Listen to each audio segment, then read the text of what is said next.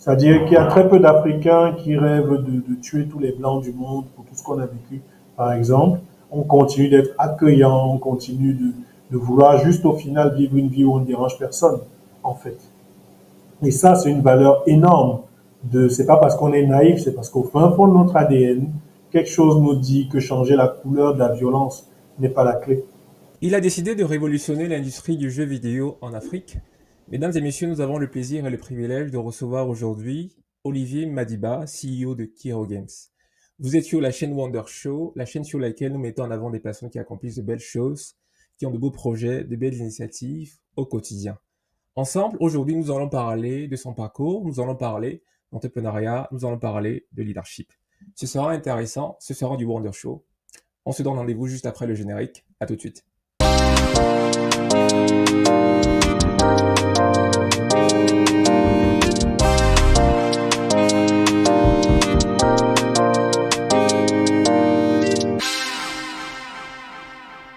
Bonjour Olivier et merci une fois de plus d'avoir accepté l'invitation.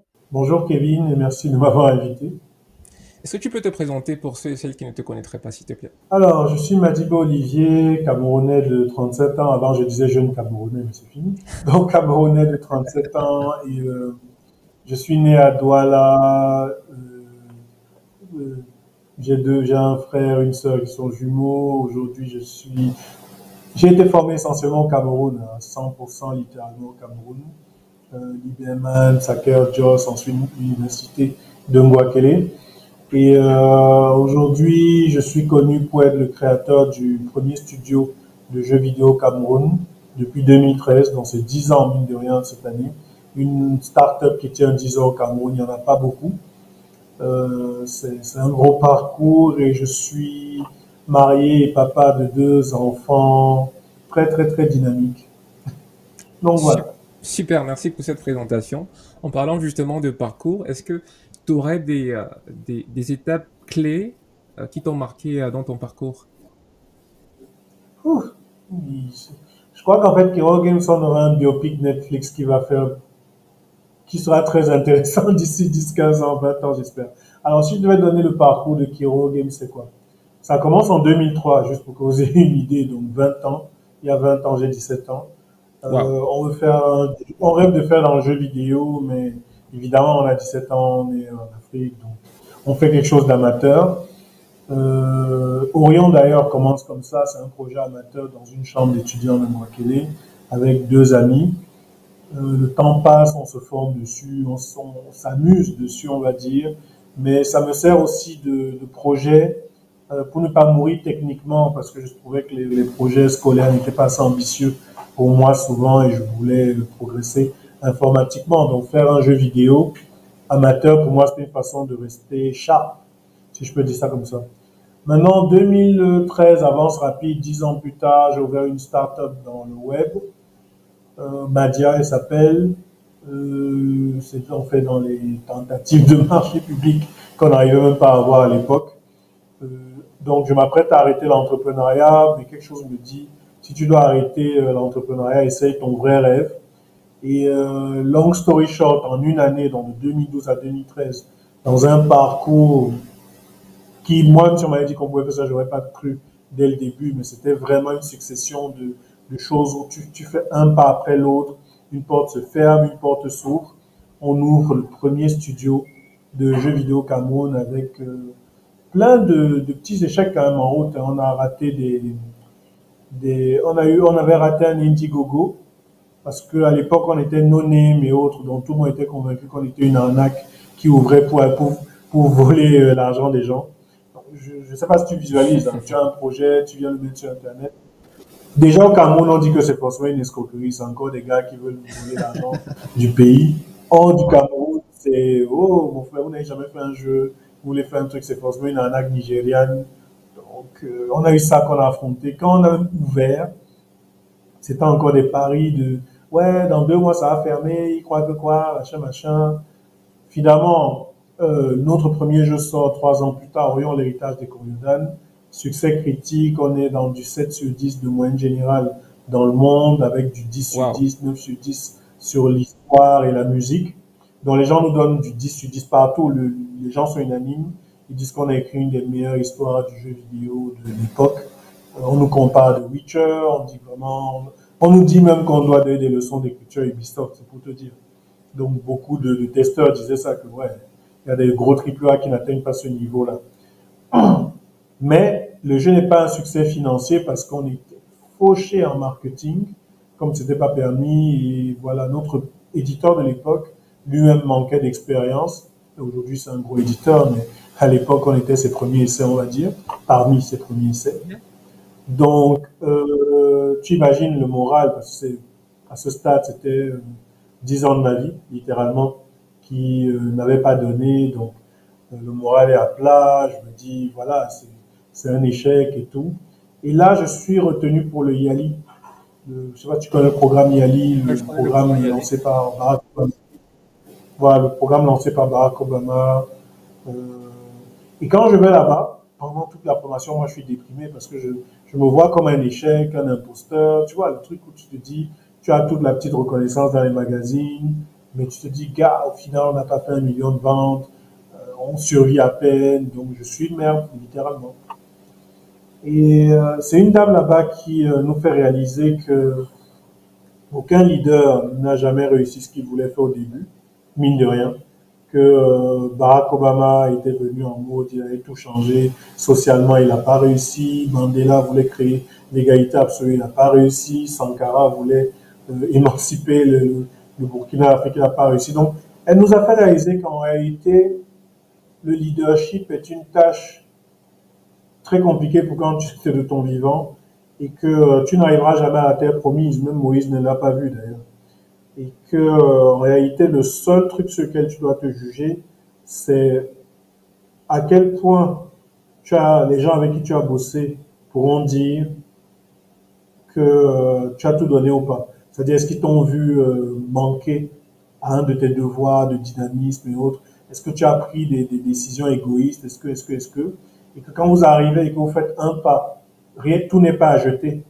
Parce qu'au final, c'est le monde externe qui voit toujours le succès. Les gens qui suivent un chemin le voient rarement. C'est-à-dire, quand tu lis les behind the scenes de toutes les entreprises, là où nous, souvent, il y a des storytelling, de success stories. Les gens qui sont dans l'histoire te montrent toujours le revers en te disant que, gars, ça s'est rarement passé comme prévu. Après, il y a un taux. Parce que quand il y a de l'argent, ça aide en général. Donc voilà, ça me rebooste et après ils nous montrent, ils nous font encore mieux comprendre. Ils m'ont même mieux fait comprendre mon projet que moi-même d'ailleurs. Ils m'ont dit non, en fait, en réalité, ton projet, c'était pas un jeu vidéo. Tu as créé avec ta team quelque chose de tellement extraordinaire que vous avez pu transformer une équipe de gens qui n'avaient jamais fait un jeu vidéo. Vous avez pu créer quelque chose qui fait que tu es ici aujourd'hui. Et en même temps, tu as pu convaincre 90 personnes à l'époque d'investir sur une boîte non au Cameroun. Le gars m'a dit, je ne sais pas ce que tu as fait, mais tu tiens quelque chose que nous, on n'arrive pas à faire depuis pour l'Afrique. Et si tu multiplies ça, tu tiens quelque chose dont ton continent a besoin qui est plus important que le fait d'avoir fait de l'argent. Et c'est là qu'on renaît de notre première idée de juste faire un studio. On réalise qu'on est beaucoup plus que ça. Et on a donc cette idée folle de devenir un grand groupe cross-média qui allait même faire dans la finance parce que l'idée était d'inspirer les gens d'un côté, financer de l'autre. Et là, on est revenu un peu comme au départ. C'est une trop grosse vision pour le monde. Donc, ouais, encore. Si on avait dit on veut juste faire le jeu numéro 2, les gens nous auraient financé. Mais on se disait non, on ne peut pas juste divertir, on est en Afrique, il faut qu'on fasse plus. Et là, on a une grande vision pour créer vraiment quelque chose d'industriel. Et on revient sur la case départ, on n'a jamais vu des Africains faire ça, c'est pas possible, blablabla. Et là, on se refinance encore, on va dire, avec des miettes, de l'equity crowdfunding. Et on prouve encore finalement en exécution, on a sorti des BD, on a sorti un jeu mobile, voire même deux, on a notre jeu PC qui est là, en fait, on a démontré, on a même créé une technologie pour être payé en mobile money. Alors, on n'est toujours pas riche parce qu'on n'a toujours pas le budget marketing, mais en termes d'exécution, de technique et autres, on ne fait que prouver. Et là, aujourd'hui, dans le jalon où on est à Kiro, on se dit il faut qu'on ait notre première grosse victoire financière. Et du coup, la stratégie, c'est qu'on est en train de repartir sur les États-Unis. Donc, du jeu, on reste au Cameroun, hein, mais on veut refaire des jeux pour le marché américain full. parce que de là, on peut se faire plus vite de l'argent pour nous refinancer notre croissance en Afrique. Donc, j'ai été un peu long, mais c'est pour te montrer le parcours. Et c'est drôle parce que je dis avec l'équipe que là, on va le passer. Je sais même qu'on aura une Golden Age où on aura 5 ans, on va se faire des millions de dollars chaque année. Et je leur dis, quelque part en 2035, je suis peut-être au tribunal en train de me dire, purée, les problèmes d'argent avaient l'air si simples. Quand je suis au tribunal, quand tu deviens une grosse boîte, tu as un procès chaque semaine. Donc, je me dis, fou. Voilà, donc c'est intéressant parce qu'en fait, aujourd'hui, on a compris qu'on est dans un cycle infini de bons moments, de moments difficiles, de bons moments. Et c'est la culture finalement qu'on aimerait le plus transmettre à travers nos jeux et autres. Waouh, Voilà. super. J'ai été un peu lent, mais L'angle est c'est très qui on est. intéressant et on peut véritablement déceler dans cette histoire de la persévérance, de la détermination et surtout une vision. Tout à l'heure, tu parlais de culture. On peut se rendre compte en observant vos visuels, en observant, euh, comment on dit, le branding qui est mis derrière Kiro, qui a une volonté de ressortir l'Afrique. Est-ce que c'est véritablement une volonté? Est-ce que c'est un concours de circonstances? Ou alors voilà, c'est juste, ça a juste été fait comme ça? Alors, l'African Fantasy est un objectif clair pour nous. Euh, je dirais la recette de Kiro, elle est connue, on en parle tout le temps. C'est partager des histoires africaines, oui, c'est-à-dire, mais avec une portée globale. Donc, réussir à faire des histoires qui dépassent le mur de l'exotisme. Parce qu'au final, il faut écrire un truc qui fasse que même si tu es quelqu'un au fin fond de l'Alaska, c'est les valeurs humaines finalement que l'Afrique a apportées qui sont importantes et qui doivent être universelles.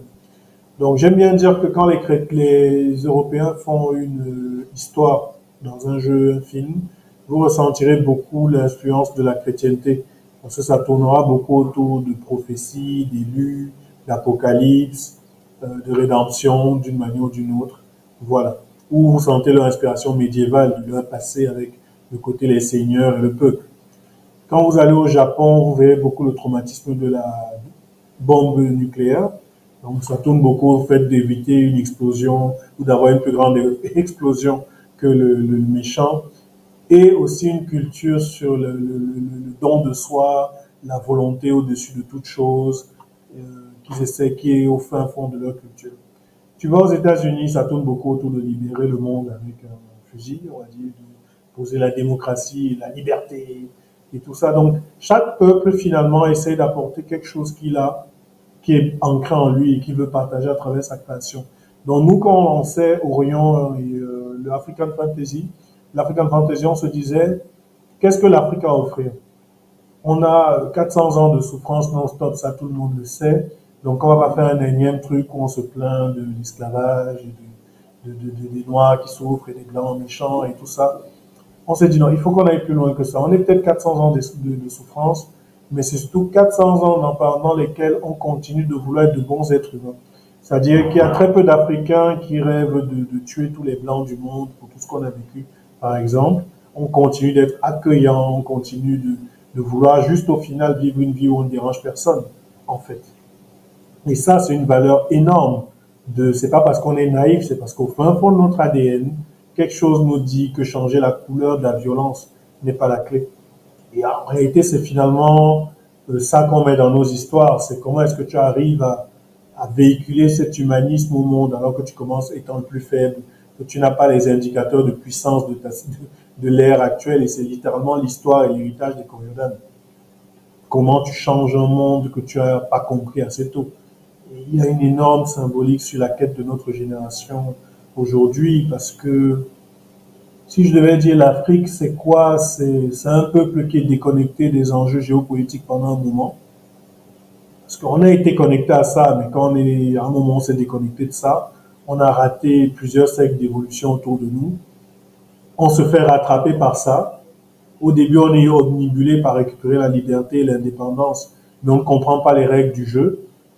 Une fois qu'on obtient l'indépendance, on a encore l'illusion qu'on peut être indépendant et isolé, ce qui n'est pas possible parce que les autres sont dépendants de nos ressources, ils ne les lâcheront pas, leur survie en dépend. Donc, c'est illusoire d'espérer qu'ils laissent ça par rapport à la justice du monde et autres, parce que si on était à leur place, on ferait sans doute pareil. Donc, aujourd'hui, notre génération, on est à cette croisée de chemin où on va devoir trouver des solutions pour négocier, pour se protéger, pour bâtir même une nouvelle civilisation. Parce que si au final le meilleur espoir de Yaoundé c'est de devenir New York, on a échoué humainement. Donc, tu vois, il y a tout ça sur nos épaules, hein, toi, moi et tous les jeunes Africains qui y pensent. Et tu notes encore que tu penses à tout ça alors qu'on coupe l'électricité chez toi, que ton pays est en récession tout le temps. Et voilà, donc Mais si on réussit, ça crée une histoire épique pour les générations de l'humanité suivante. Donc moi, je me dis, c'est une opportunité que God nous donne de montrer comment, gars, s'il fallait un peuple qui fasse une remontada qui profite à tous, c'est nous l'Afrique. Waouh, Et super, je te spoil que la fin de l'histoire, c'est ça, l'héritage d'un Coriolan. super, super, C'est super. cette Je... promesse-là que si le monde devient fou, les Coriodanes seront toujours là pour montrer au monde ce que ça veut dire. Partir de zéro et bâtir l'harmonie. En acceptant que l'harmonie vient de la somme des différences, ce qui est inscrit dans l'art africain.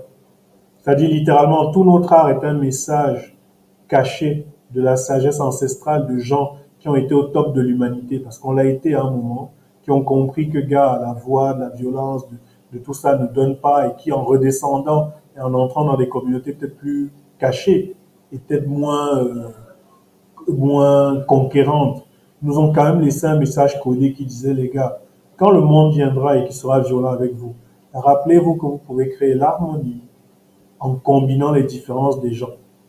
Et tout l'art africain ne parle que de ça. Et c'est une leçon qu'on doit porter au monde dans l'ère aujourd'hui. Donc voilà. Partir de zéro et bâtir l'harmonie, c'est la phrase que je retiens pour cette première partie d'interview. On se donne rendez-vous pour une seconde partie. À très bientôt.